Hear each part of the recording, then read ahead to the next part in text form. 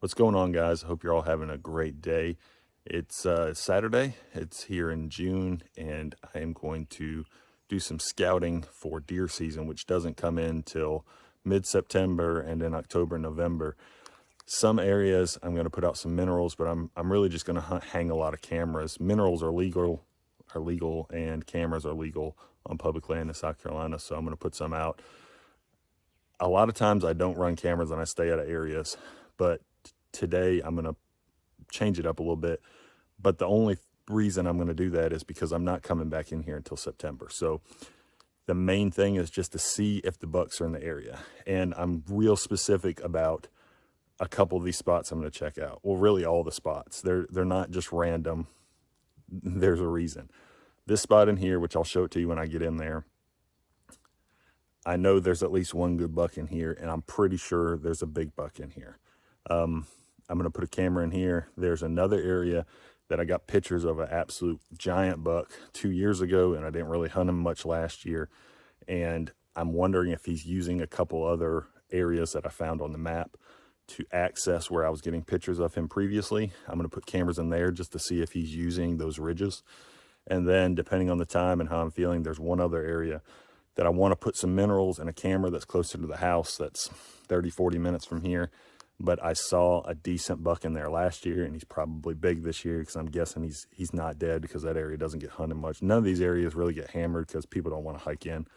So I'll show you what I'm looking for when I get in there. I'll show you why I'm picking these spots and why I think they're going to be good. So let's get to hiking. You can see this is a grown-up old closed road. I got a mile or 2 miles to cover to get in there, and we'll see what it looks like when we get in there.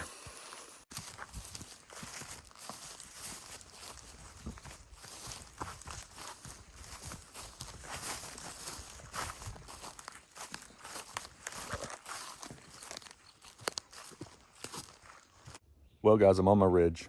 Took me a little while to get in here. It's kind of overcast this morning, real humid. Got a good lather going. I'm going to tell you why I think ridges are good, and I'll keep talking more about it as I scout some of those other areas that I'm going to scout today. This ridge, I hunted it 3 times last year.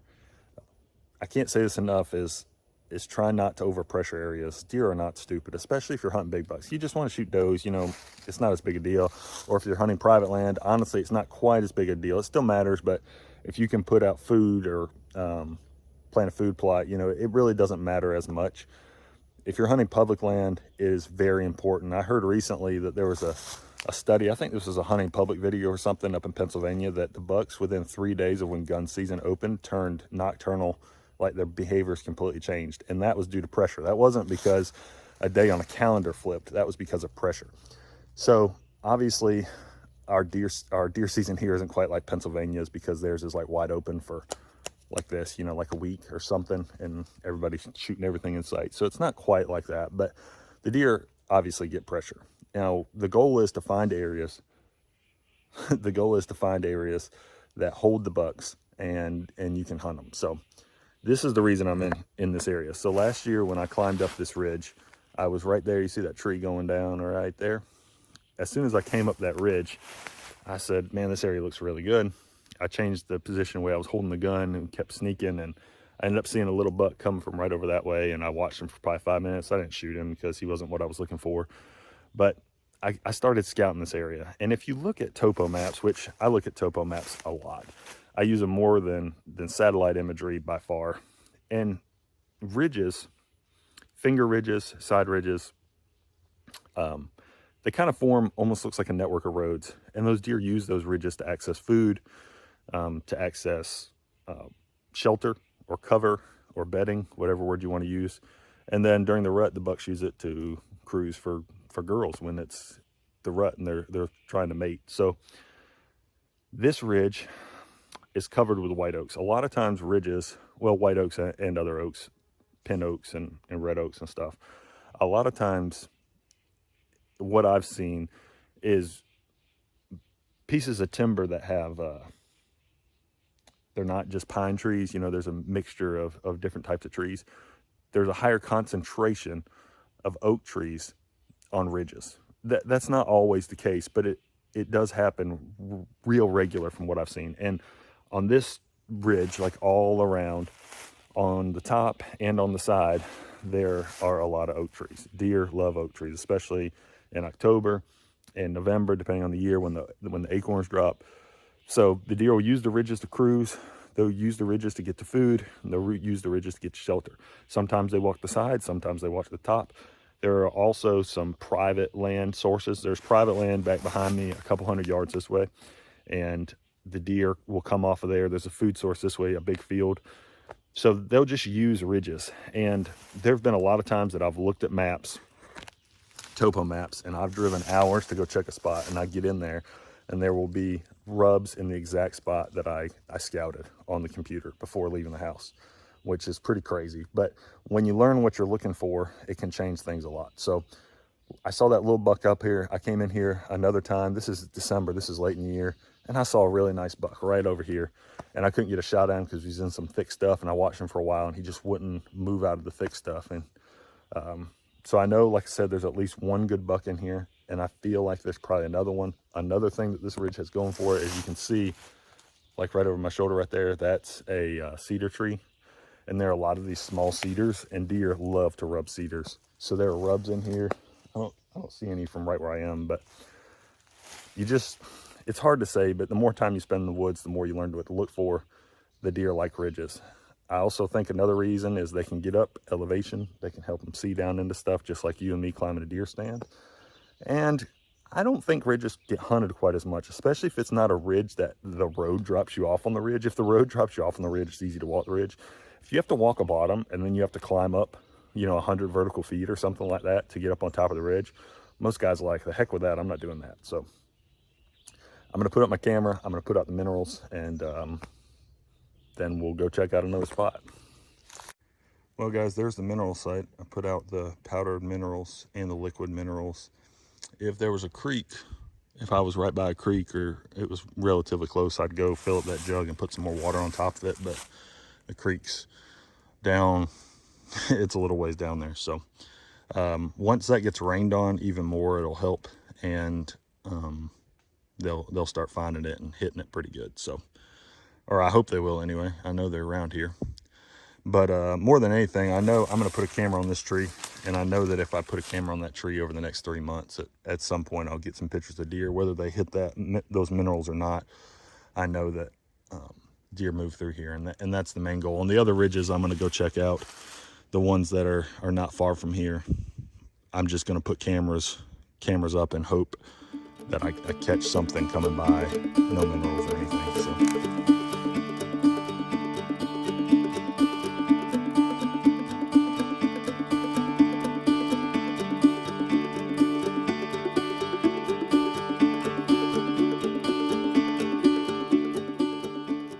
Here's a quick tip for you guys when you're setting up your camera right there. If you want to make sure your angle's right, just take your phone camera, turn it around so it's looking back at you, push your phone up flat against the lens, and that's usually a little flat surface right there, and then you can see exactly what your camera would be seeing to make sure your angle's right. Second tip, if you have multiple locations that look really similar, like I'm not sure what my other ridges will look like, but there's a decent chance they'll look similar even though I'm not putting up minerals, I always turn on the camera and make sure it's taking pictures right. So I always get a couple pictures of myself. So hold up a finger, what number camera you are, and then mark that camera as like I use Onyx maps. So I drop a waypoint and I name it like camera 1. And then when I check the card, I'll see the first picture is me holding up a 1 or a 2 or a 3. I know what camera that is. Then I always use the little camera icon when I drop a waypoint, and I change that icon to a different color. So the only time there's black icons on my Onyx, I know those are cameras, so it's a little black camera. So it's easy to zoom in on real quick. There it is. When I'm trying to get in here or whatever, if it's a difficult spot to find. So just some quick, easy tips. Now we have to hike back to the truck. We got to drive about 10 minutes up the road and then start hitting. There's like multiple ridges over in this other area we want to scout. So let's get over there and see what it looks like. I want to give you guys another pointer that I look for. when you are hunting an area, if you can find an area that has rubs from the past year and then old rubs, you normally know it's a pretty good area. So that, it's hard to see, is an old rub that's been healed over on that tree. That tree's healed itself, but a long time ago, that was a rub. Same thing, this tree over here. If you can find old rubs and you can find new rubs, you know the odds are that that area has not been hunted much, because bucks have been in there for multiple years and probably multiple years of bucks. So this area has a lot of old rubs. I saw a big cypress tree, or a bigger cypress tree, you know, one like that from the way up here that had an old rub on it. I don't see it right now, but that's something else you can look for. If you can find an area that's rubbed up from years past and like last year and then maybe 5 years ago, all the different years of rubs, you're probably in a pretty decent location. It's an old scrape there.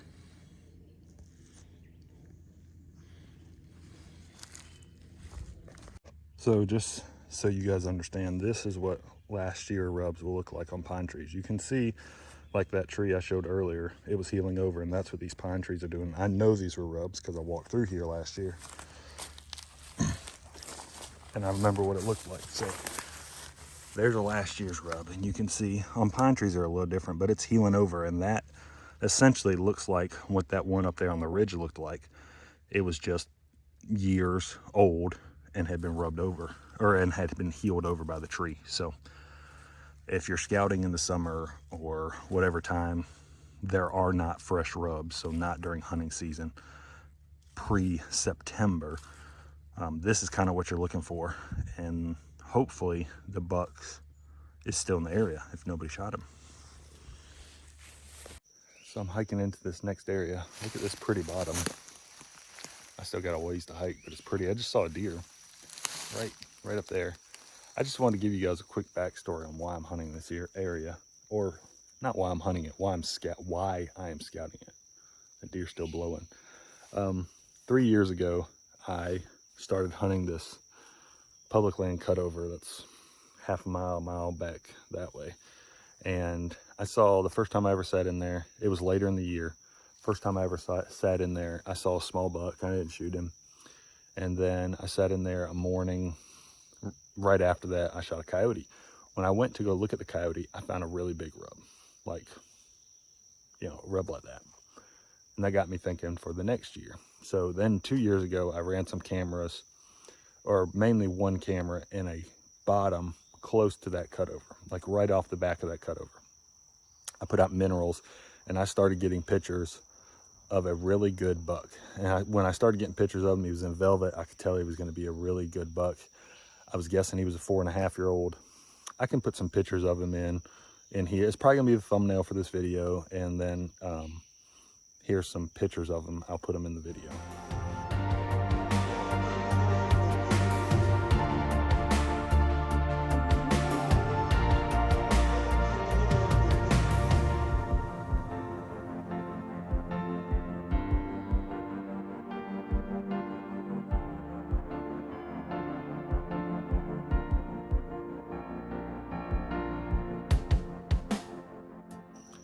So you saw all those pictures, and that buck obviously got me really excited, because for those of you that are from South Carolina, that's a stud buck anywhere. And people that are not from South Carolina, I'll just tell you, that's a heck of a big buck for South Carolina. I hunted him. I never saw him. I got dark pictures of him, and I got pictures consistently of him up until he shed his velvet. And then I got a few more pictures, but once he didn't want the minerals anymore, I just didn't see him anymore. And I hunted some. I put camera in another area that I really thought that was the way he was coming through. I got 0 pictures of him. Basically, once I started hunting, he was gone. He was like a ghost. And I put up another camera. I scouted. I just couldn't figure out where he went, and I never saw him. Then last year, I didn't even hunt at all in there, because I just felt like I was kind of, to a certain extent, wasting my time. That buck was smart, obviously, and I didn't know where he was going, and I had some other areas I wanted to hunt, and I ended up killing I saw more bucks last year than I've ever seen. I saw more shooters than I've probably ever seen in a year on public. I killed my biggest public land buck ever. It was a good year. It got me, but I started thinking about this buck again, and I was like, man, he's probably, if he's still alive, he could have disappeared because he got shot. And if he did, congrats to whoever killed him. But to me, more likely is he disappeared because he was smart and he had somewhere else to go. He had somewhere else to be, that he started smelling me and he knew what was up. So if he's still alive, he's probably a 6.5-year-old, and 6.5 is usually the peak year for antler growth, and antler growth isn't everything. Any mature buck killed on public land to me is a trophy because it's tough to do. But that's why I'm checking out these spots. And if I don't get any pictures of him, or if he's dead, so be it. I have a feeling that I'm still going to find some good areas in here. And that buck actually had a couple other good bucks with him that maybe they're in here. So we're going to get to scouting a few of these areas. I still got half a mile down and then get up on this ridge. I don't know, it looks like those ridges have some big pines on it. I'm not a big fan of hunting pines, but there are a lot of white oaks in this bottom. And I have 4 cameras to put out on these different ridges that are kind of lined up like this. About a mile this way is some private land with like some farms and stuff that I feel like there's some food, and there's plenty of water in here. And obviously there's deer in here because I just saw one. So we're gonna get to hiking, and hopefully I can find some good spots to put these cameras. I'm not putting any minerals out with these cameras. These cameras are just trying to see if I can catch areas that deer move. Hopefully areas that this buck or that one of those other bigger bucks are just using those as travel corridors to hunt, because I think the only reason I was getting pictures of him over there is because he wanted to hit the minerals. So let's see what we can find. Fingers crossed, and hopefully it works out.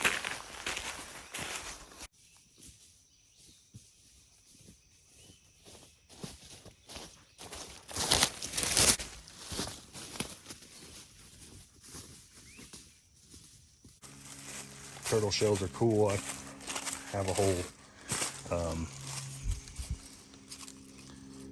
desk or a shelf full of them at home. I always pick them up when I find them. I think they're neat. Pretty cool.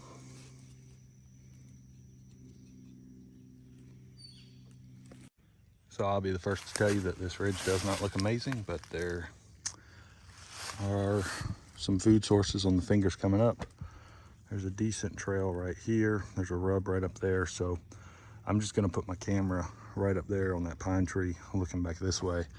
And like I said, the whole goal was to just see if any of those bucks are using this ridge. So we're gonna leave it out, put it out, and we're not gonna check it till September. So in 3 months, if we're getting some big bucks regular, hopefully the buck I call Dreamer, the big guy, hopefully he's in here. And if not, then something else that's worth hunting. So put that camera up and move on to the next spot. All right, just set another camera. Right there it is. So what this spot kind of has going for it is this ridge runs right along here. You can see it. It's really thick up top. It's got some big pines, but it's got all these short pines, and the deer will bed in that. And then there's food down below, and there's a trail. It goes right up this, and there's actually one kind of on the other side, so I just picked this side. This is right where I put an X. So once again, I probably would not sit right here. It might not be bad later in the year when all the leaves were gone, because you could see a good bit. But I'm just checking to see what's moving through here and what lives in this area. So keep heading that way. I have 2 more ridges to check today and 2 more cameras to put out. So then we'll have this whole little maybe 1 to 2 mile, probably a square mile covered pretty good. And I'll know if that buck is in here or if another buck is in here, because in 3 months time, they're gonna move through here at some point. So keep on hiking. So I think this would be a really good spot to hunt, and here's why. I just put that camera right up there, kind of on the other side of that ridge, but really close to the top of that ridge.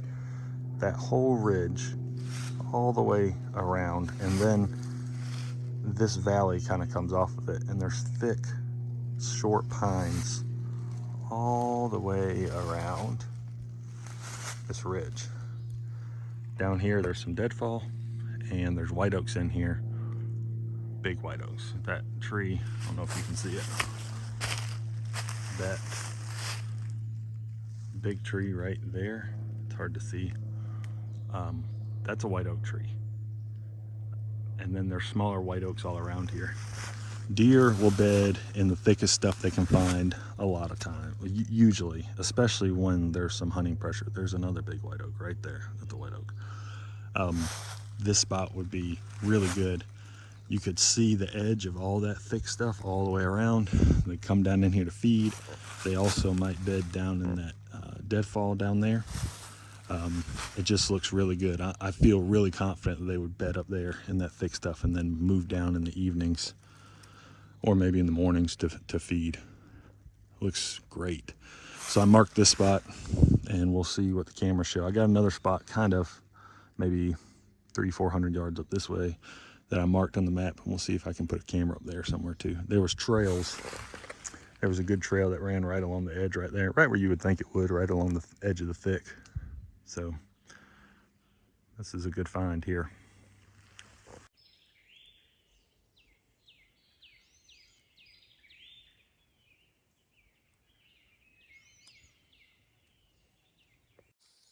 I just found an amazing spot. I will 100% hunt in here without a doubt this year. And here's why. Everything around me, not everything, the majority of the trees around me are oak trees. And a lot of those oak trees are white oaks.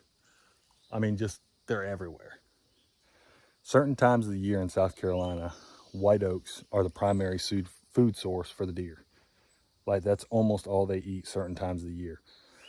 And they will hammer them. Even on off years where there's a bad crop, they'll still find a tree that's producing and hit that pretty hard. The other thing that whitetail here like to do, well, whitetail everywhere, is walk edges. Deer, when they get pressured, are going to go into thick stuff because they know that they're safe in there. And they'll bed in there even when they don't feel pressured, so to speak. This whole area, you can see that it's open looking. That's 15 to 20 foot tall, thick pines on the top of a ridge. And it comes down just a little. You can see there's a little terrain here to these oaks. Those deer, I guarantee, will bed in there and come out this 30 yards to in here and feed specific times of year. There's not a ton of sign in here right now, but that does not matter at all. If this were October or late September or October, depending on the year, they will be in here. And you never really know exactly when the trees are going to drop. Usually in October they're dropping. So I have seen them drop before in late September, and sometimes they're late October. It just depends. But this spot is what you want to see. Fantastic cover all the way, even down there. And then a big open flat top of ridge with nothing but oak trees. Wow. I might kill a deer in here. I bet you I see a deer in here for sure. Well, I found another spot to put a camera. This is an old logging road, and actually that good looking spot is right up over there. I put a camera right there because you could see where deer were walking this thing. And honestly, I could hunt this if I wanted to. I could sit that tree or one of these trees and see down that way and see down that way. But it's a good place, I think, to see if we can get some action, because the deer will definitely walk this thing. And once again, like I've said multiple times, the whole goal of running these cameras is just to see if a big buck, or specifically that buck I call Dreamer, is in here, but other big bucks are in here, because if they're in here, then if I hunt around these areas where the cameras are, hopefully eventually I'll be able to track one of them down.